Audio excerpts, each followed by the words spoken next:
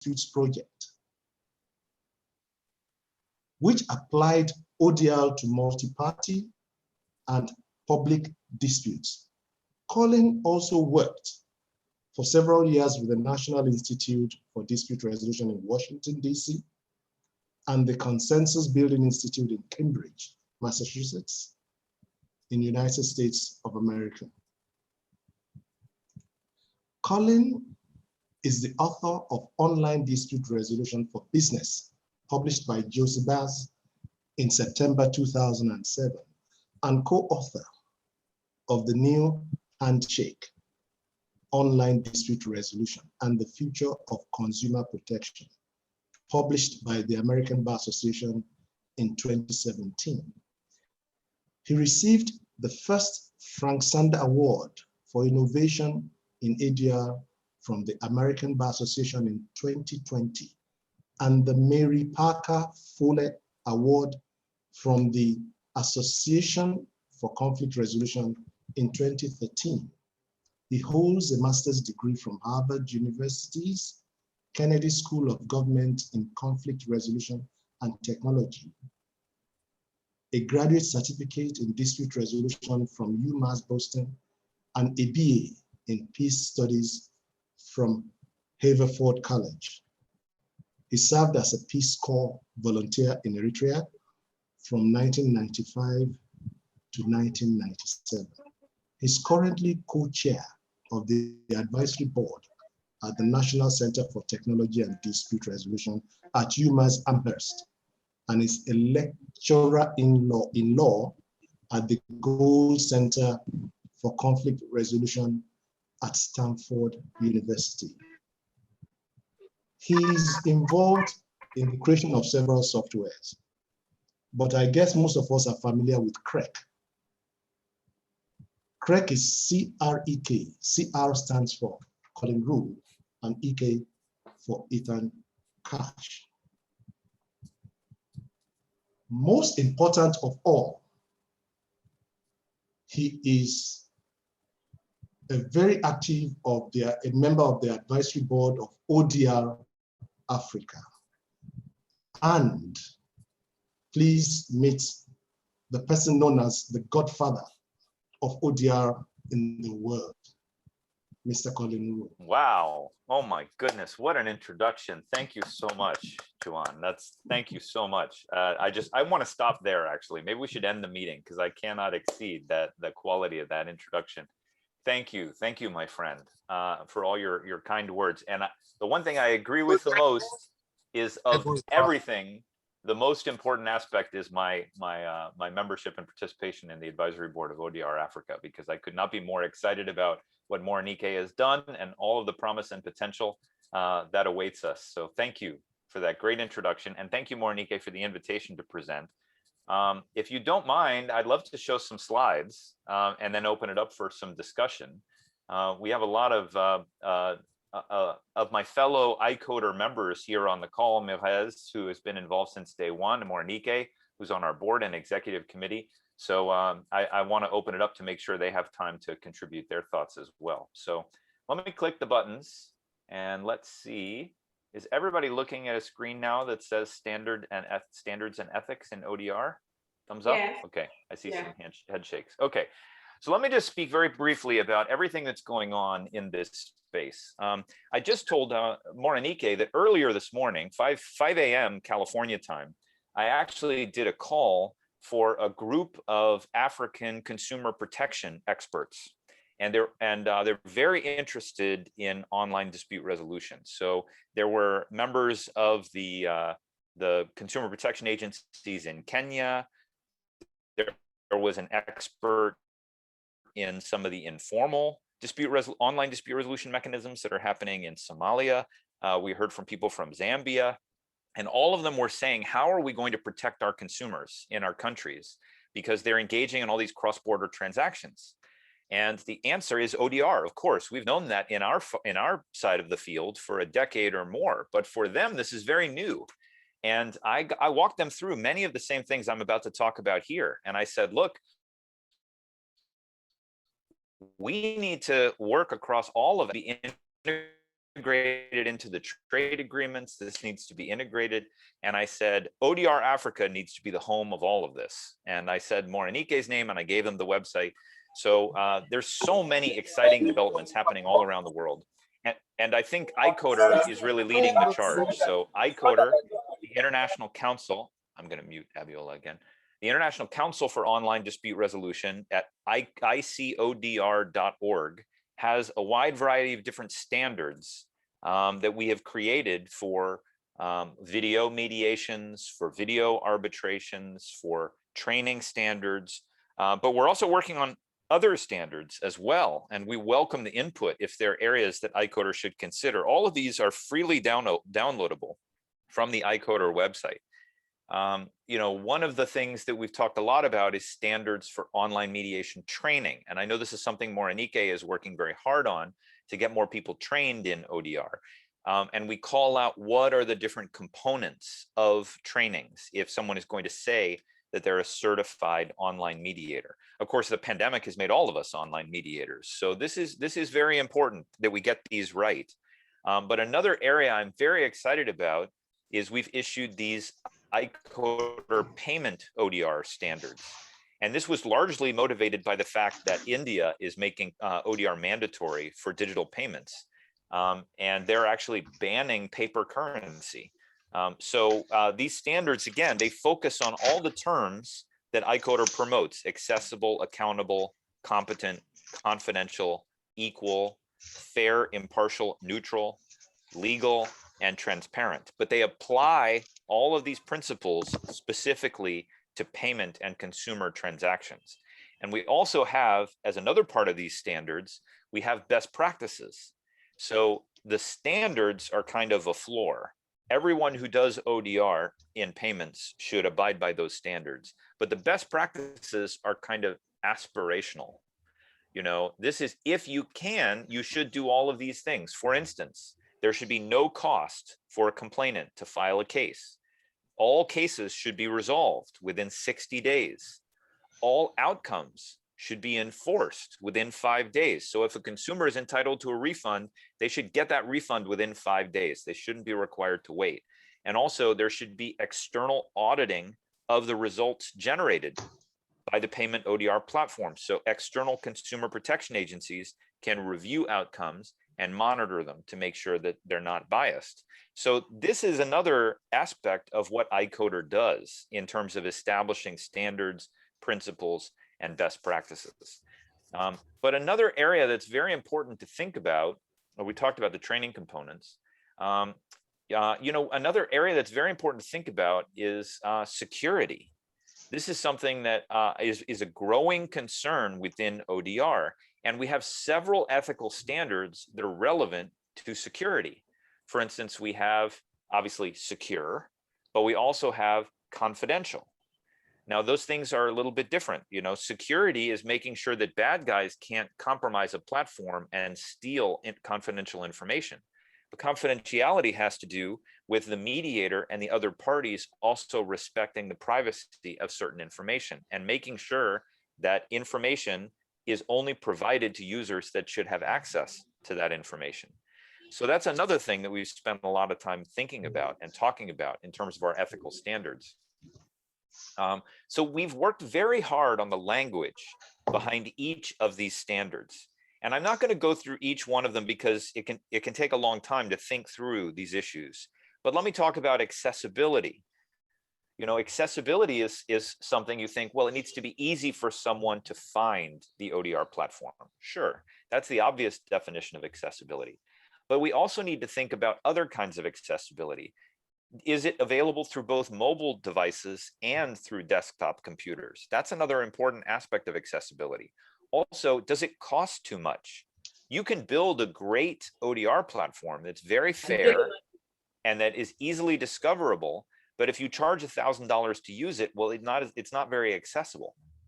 And another thing that we have to think about is individuals with disabilities, maybe people that are visually impaired or they have hearing difficulties. We have to make sure that our platform is available through other channels, other access tools to ensure that those people with different physical ability levels can also take advantage of it. So that's just one example of how a single word, accessibility, in the iCoder standards can mean multiple different things. And we need to think about all of its ramifications. So again, I urge you to go to the iCoder website and to check out all of these standards and to look at the payment standards. Another one that we're working on is information security standards. And I think we're doing that in conjunction with the CyberArb nonprofit to come up with baseline standards for how we can ensure ODR platforms are secure. So let me just show you some examples of some ethical dilemmas that might emerge using technology. And because a lot of times mediators have not thought through some of these ramifications, and that can create challenges for them. So think about this dilemma. You're mediating a dispute between two business partners, and they're not making a lot of progress. They're not reaching agreement. But one night, while you're trying to get them to focus, you open up another browser tab in your browser and you type one of the parties' names into Google. And then you discover that that person had been fined for financial fraud in a prior business relationship. Now, you've never heard of this. The parties have not shared this with you. But now you understand why maybe the other party is so hesitant about reaching an agreement. Now, the problem is this creates ethical dilemmas for us as mediators. And it's a very easy thing for us to do, to Google our parties. It's very easy to do this. And then you put yourself into this ethical dilemma. So what would you do in a circumstance like this? How would you respond? Well, one thing you could do is you could just keep it to yourself. You could say, well, I've discovered this information, but I'm not going to reveal the parties that I've discovered it. Now, the problem with that is it may influence your behavior in the mediation. Maybe you are no longer neutral. Maybe you're not impartial anymore, because now you have this piece of information about one of the parties, and you may think, well, that person is a fraudster. They're a convicted fraudster.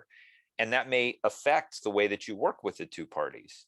So maybe you have an ethical dilemma to recuse yourself from the case, to say, I'm sorry, I can't be neutral anymore. You wouldn't explain why, but you would say, I have to resign as your mediator. We can get you a new mediator. And that may frustrate the parties. It could be, another solution is maybe you say to the party that you Googled in caucus, a private conversation, you say to them, hey, look, I typed you into Google and I found this out. And I wanted to be frank with you that I discovered this. Now, they may be angry that you've done that. Why are you doing background research on me? Maybe they say, oh, that was a total misunderstanding. It was a complete fake. My business partner was abusive and they filed this false claim. And then that can help you resolve some of your impartiality issues because you've actually shared it with the party and they've explained it. But what if the other party doesn't know about this financial fraud? Do you have an obligation to let them know? Do you have an obligation to inform them? What if you tell them about this financial fraud and they didn't know about it before, and then they don't want to achieve an agreement in the mediation? And then they accuse the other side of deceiving them. Well, you as a mediator, that's not your responsibility to do background information on your parties and share this information. But what if later you don't reveal this information and the parties reach an agreement, and then a year later, it turns out the person who had been accused of fraud before engages in more fraud. And then you knew this information, but you didn't share it with the party. And if they later discover that you knew this information, they could be very mad at you as the mediator. Why didn't you tell me? Why didn't you tell me that you knew this? Because I wouldn't have agreed to these arrangements. So this is a perfect example of how technology can create an ethical dilemma for a practitioner. And we need to think about how we integrate these scenarios and education around ethics into our online mediator training to make sure that parties don't fall victim to a scenario like this. I will say, when I share this dilemma with transactional commercial mediators, they almost always say to me, I never Google my parties. That's not my responsibility. I only deal with what the parties bring into the room, because as a mediator, I'm assisting their negotiation, but it's their negotiation. I don't have any decision-making power, so I don't Google my parties. So the advice from a transactional mediator is never do background research. But when I talk to family mediators, they tell me they always Google their parties because they want to know what they're getting into. They want to know the background of the information about the parties that they're working with. Is there a history of violence? Is there intimate partner? Have there been filings with the court around that? Because if you're a mediator and you're working with the parties and you don't know that, you may miss red flags. So, but they don't Google the parties in the middle of the process. They Google the parties at the beginning of the process. And if they see any warning signs, then they say, I'm sorry, I can't work with you. They might not explain why. They say, maybe my schedule is full. But Googling your parties in the middle of the process can create these ethical issues. A family mediator may Google their parties before the process, and a transactional mediator may never Google their parties. But the other thing I will say is, I know people, now it's becoming common in the United States to Google everyone. And it's very likely that your parties have Googled you as the mediator before the session. So it may be when you reveal to the parties that you did a Google search on their name, they will not be surprised because it's becoming so commonplace. But this is just an example of some of the ethical practice dilemmas that can emerge. And there are many, many other examples that I'd be happy to share as well. But these are the things we need to talk through with our trainees. So let me just show a couple more slides and then I'll open it up and we can have a bit of a conversation. Security is very, very important to parties. This is the #1 issue that they express that gives them hesitance about doing their mediation online. And this is why we have to abide by these ethical standards around transparency, disclosure, what data will be collected, and who will see that data. And if there is a breach,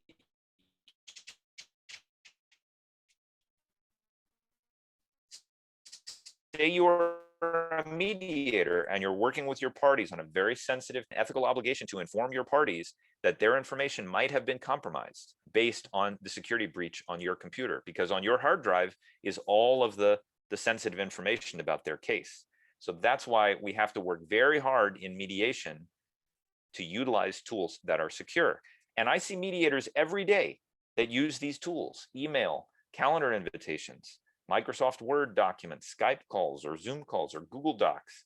And the problem is every one of these tools has security vulnerabilities. They're very convenient. Everyone understands how to use them. For instance, WhatsApp, I know, is very common in Nigeria. It's very common for people to use WhatsApp. Well, WhatsApp actually has pretty good security.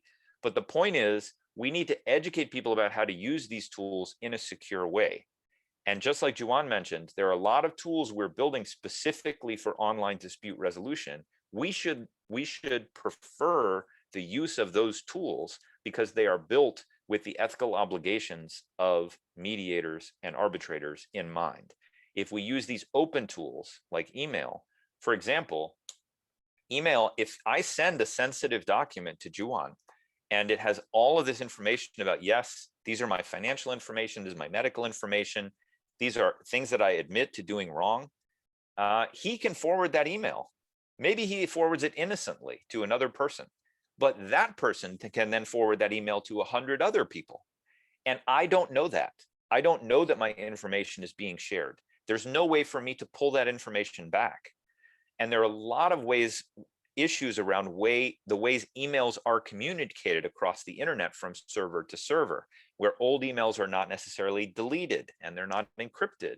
And if someone gets your password, they don't just get your one email, your new emails, they can all go back and read all of your old emails if they're on Gmail or Hotwire or Hotmail or something like that.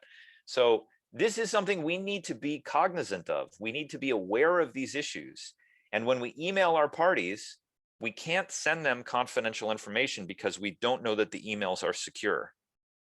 If we have confidential information to exchange with them, we should put those onto an ODR platform or a website where they have to log in order to access that information. So it's fine to email them to say, hey, you have a new message, click here, and then they have to log in and then they can see the message. So, and there's more examples. Many people are now relying on text-based SMS notifications to send out, or they require two-factor authentication. So instead of just a password, which can be compromised, they'll also send a note to you on your phone via WhatsApp or via text message, and you have to enter that code. So there are things that we can leverage to fix this issue. And the other thing, obviously, people are very aware of some of the issues around video conferencing, but we just have to make sure that people are educated around best practices with video conferencing to make sure their location isn't being tracked, that people can't do remote actions on their computer. So these are just the things we need to think about. So let me just open it up. iCoder is now working on a new set of security guidelines, as I mentioned, and I think these are going to be very important for the field moving forward. But if you have input or thoughts about that, please don't hesitate to share.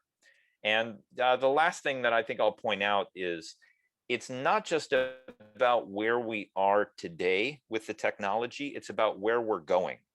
And if you think about algorithmic resolutions, artificial intelligence, smart contract, blockchain, these technologies they all sound like science fiction. They sound like they're way off in the future. But before we know it, they're going to be here in 5 or 10 years. So we need to build the foundation of ethical practice and ethical standards now so that we have the tools to address some of the challenges that are coming.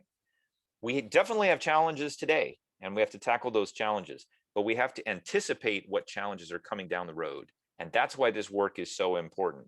If we don't ensure that ODR is being conducted in line with these ethical standards, we may open Pandora's box, and there may be thousands of ODR providers out there, many of whom are behaving in an inappropriate and unethical way. And they're putting their thumbs on the scale, and they are not providing truly level playing fields between the parties. But because we did not do the work around ethical standards, we can't tell the good ones from the bad ones. And that will be a tragedy in terms of effective ODR. That's why this work is so important now as ODR is starting to take root. So let me stop there and open it up because we have a lot of experts on the call, and let's see what they think about everything that I said. So does anyone have any questions or comments? Why don't I start with Merez and Morenike to see if they want to add anything into what I said. Thanks, Colin, for the excellent presentation. And I couldn't agree more, speaking about setting now the stage for the ethical standards in order to make sure that the future is built securely, especially that, as you mentioned, inappropriate or unethical behavior will also be deceiving for the users. And so they will be completely discouraged, and all the work we are doing to build access online will be completely destroyed because there will be no ethical standard foundation, strong foundation to build on and to take that forward. We know that continuity is indispensable to encourage people to use these services. And if we do not provide the proper services, it will never get off. We've been fighting for this for the last 20 years, but if we don't try to get it on the right track, because it's still a little bit in its infancy, it will never get off, and we will be losing most of the work we have been doing. So it's just a comment, and I agree with you. Thanks for the excellent. Absolutely agree. Absolutely. Morenike, what do you think? Just to add to what Mirez has said, you know, for us in Africa, people still take so many things for granted because we're not at that advanced stage yet as the rest of the world is, especially as regards doing dispute resolution online, whether it's mediation or arbitration. And we're still at that very basic, we haven't even started because so much of the population is not even computer literate. And so when you talk about resolving disputes online, some people tell you that they have challenges as basic as not having internet access, and you wonder people don't have internet access, and you're like, really in this century? But there's still some people, even in Lagos State, Nigeria, you still have courts where everything is written longhand. So you can then begin to imagine. Lagos is the commercial center of Nigeria. Nigeria is the Africa's most populous Black nation. We have reputation for so many firsts in so many professions, but you still have infrastructure challenges in Africa.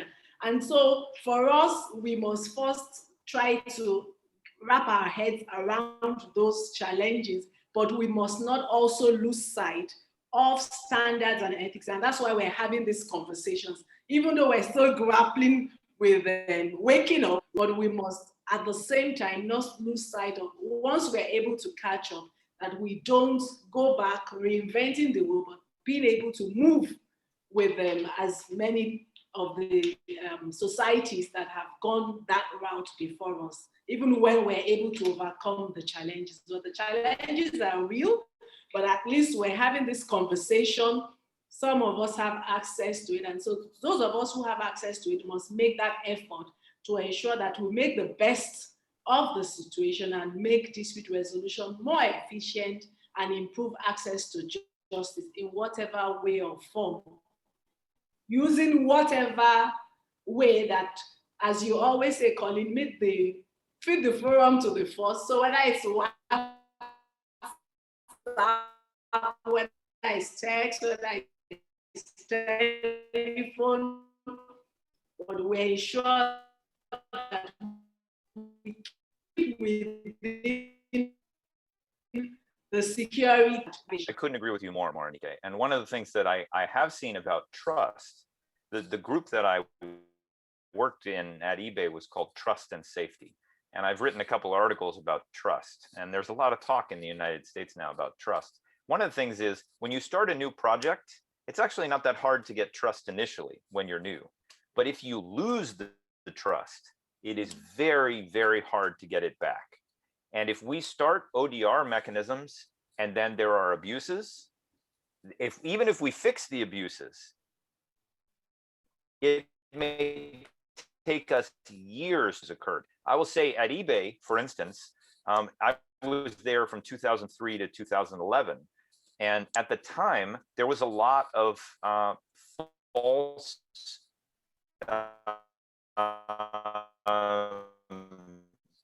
and they were just young people in Nigeria. It was early on in the e-commerce. And who knows if they were actually coming from Nigeria? They could have been coming from anywhere. But what happened was Nigeria got a bad reputation for being associated with fraud. And what we would see from American consumers on eBay is they wouldn't want to buy anything from Nigeria because they thought, well, Nigeria has so much fraud.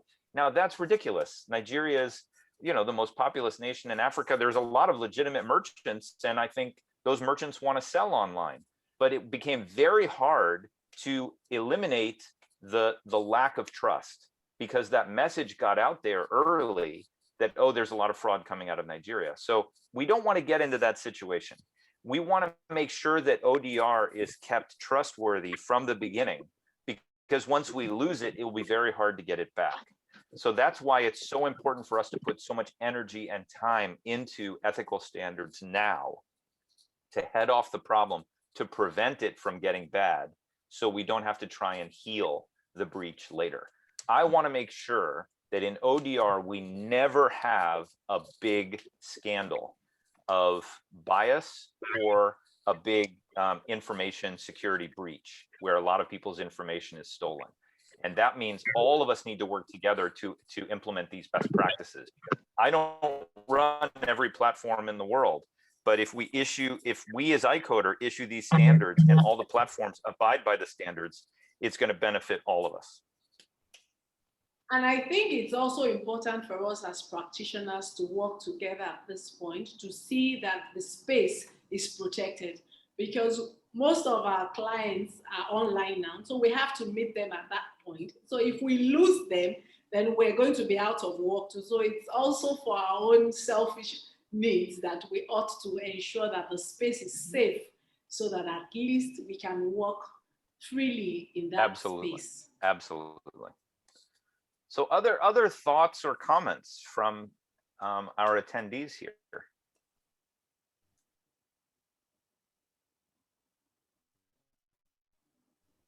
I guess if you want to ask a question, you can just raise your hand using the reactions so that we can identify you. Okay, Benjamin Fatogu has it. Benjamin. Right, my question, thank you, Collins, to hear your voice again, and thank you to seeing you again. My question is this security,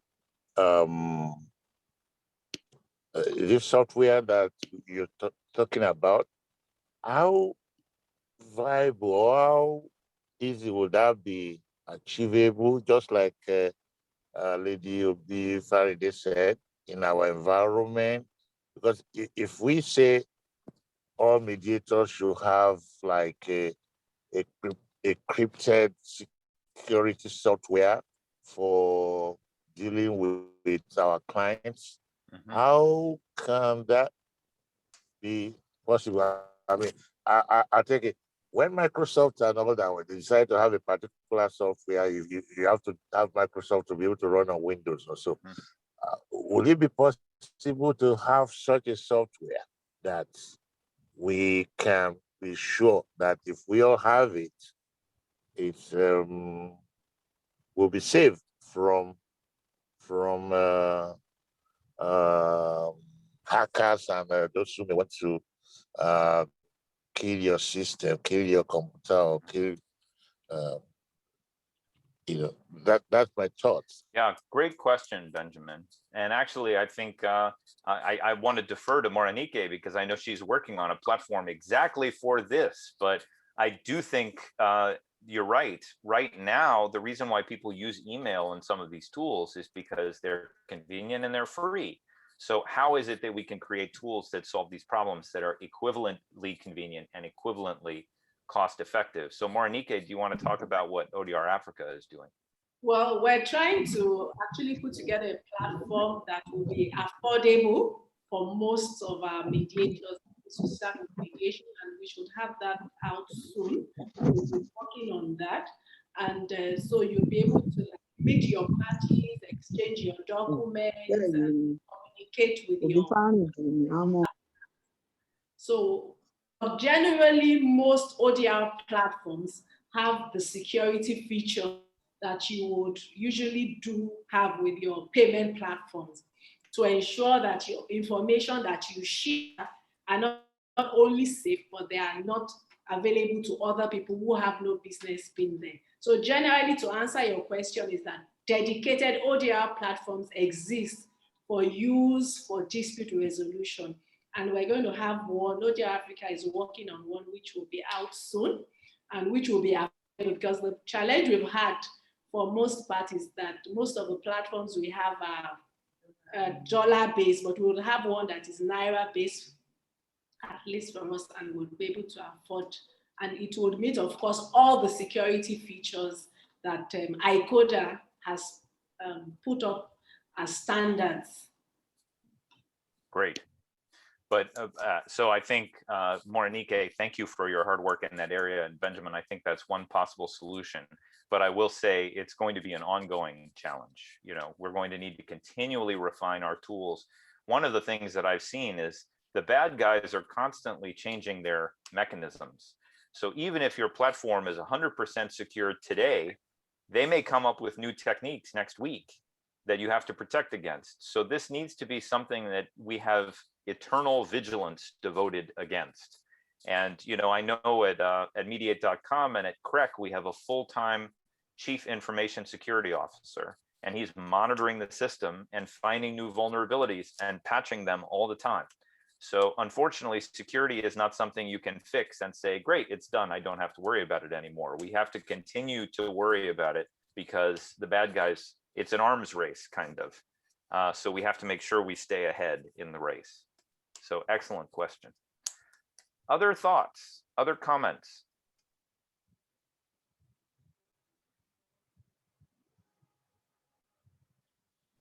Do we have any other questions or comments?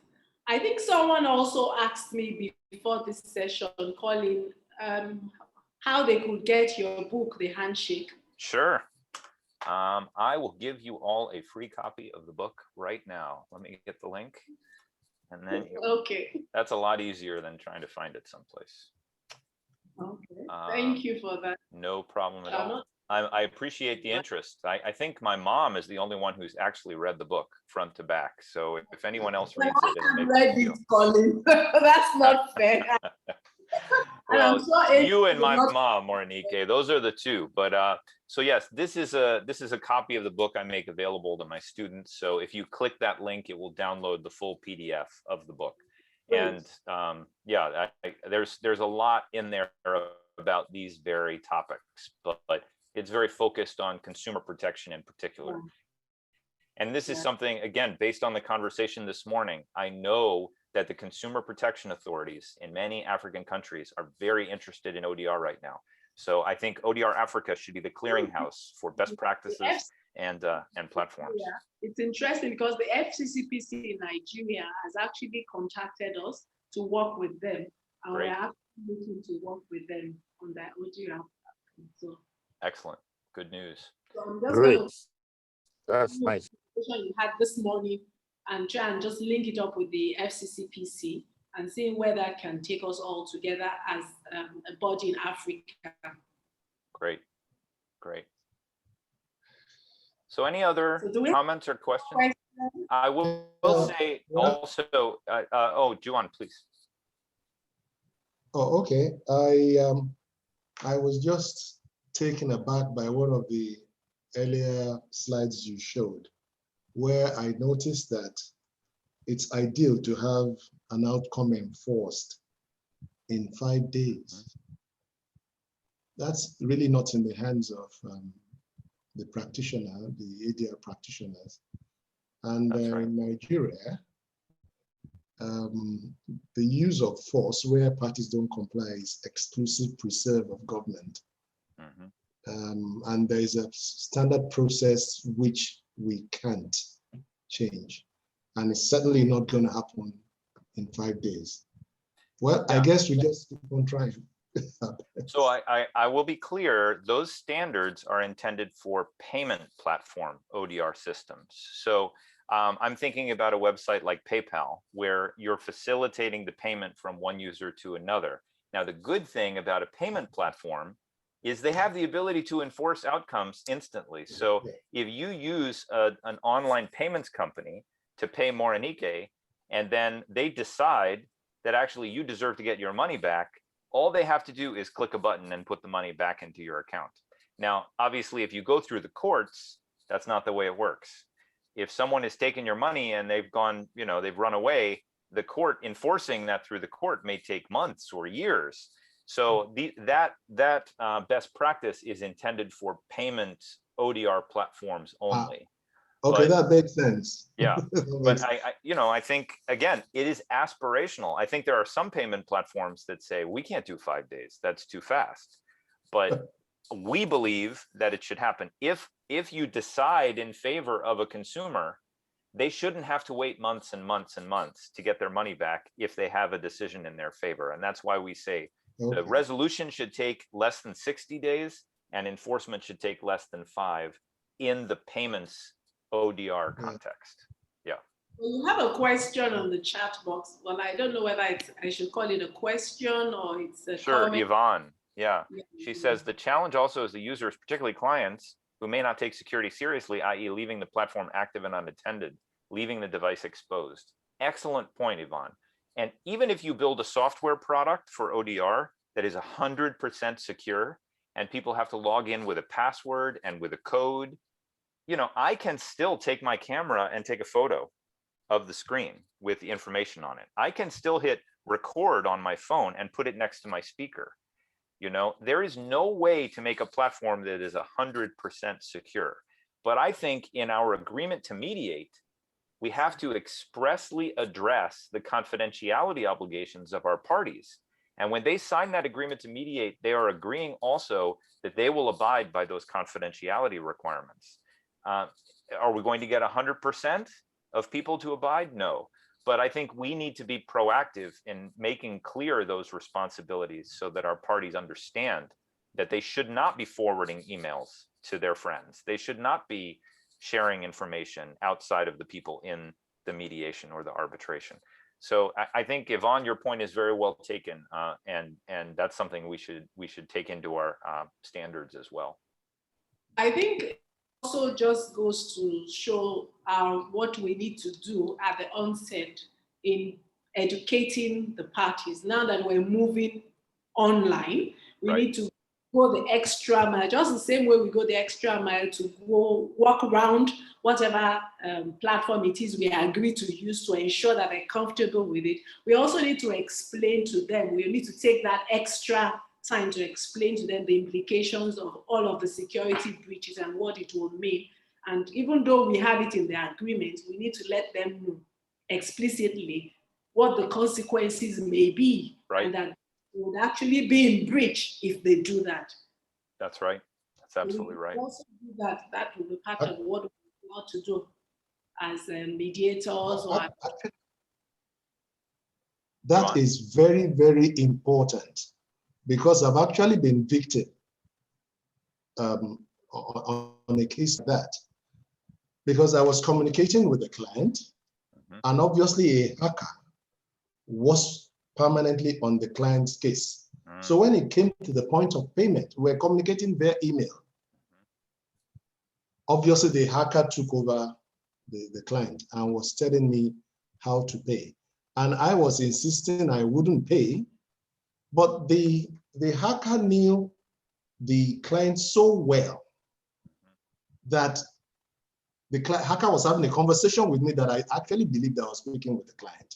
Absolutely. And what I now did was that I started involving the lawyer of the client in the conversations. So when I decided, okay, I will have to pay this money, I also involved the lawyer of the client.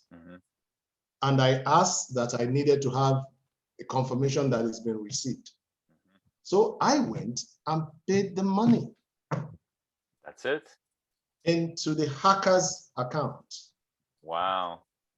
And when the lawyer of the client spoke with the client, that's how we got to know that it wasn't the client. But we moved fast enough, and you captured it before. Yeah, the money was reversed. Well, I'll tell you a story. I have a friend, a former student in Eritrea who went to Sudan, and he was emailing me from an internet cafe in Khartoum, and the internet cafe was capturing everyone's passwords from when they worked in the cafe. Wow.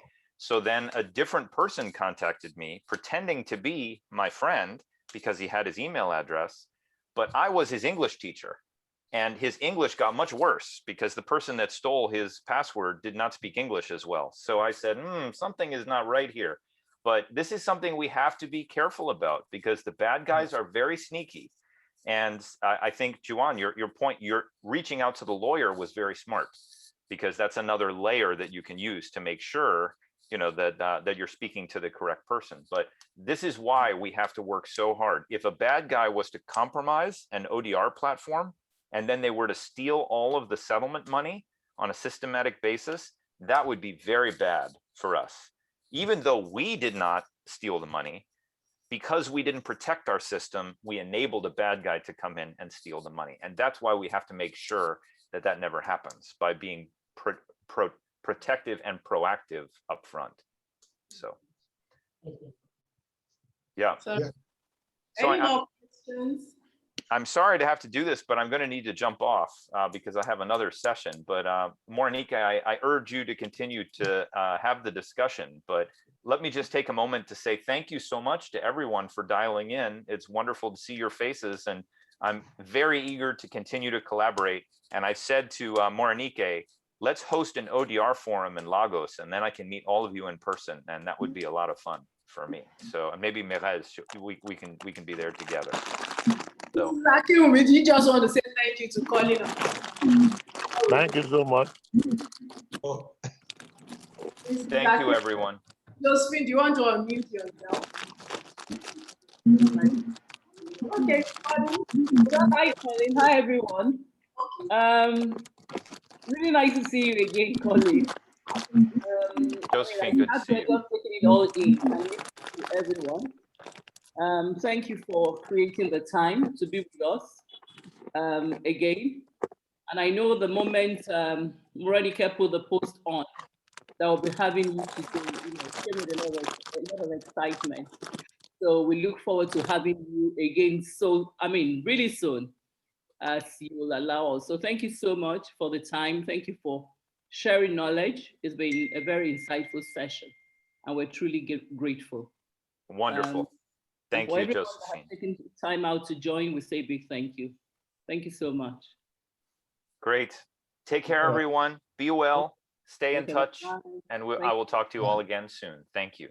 Okay, thank you so much. Bye. I'll Bye, share everyone. I'll share the book link. Great. Anyone who hasn't taken it, I'll share the book link. Okay, thank you so much, Morenike. Okay, bye-bye. Thank you, Mirez. Bye. And Mirez, really nice to have you. Thank you. Mirez is also on the advisory board of ODR Africa Network. Oh, fantastic. Thank you so much. Thank you, Mirez, for joining us. Thank you. Okay. Bye. Bye, everyone. Have a great evening. Okay, then. Oh my goodness. Bye, you too. Bye. Thank Thank you. you, Bye. Morenike. Thank you very much.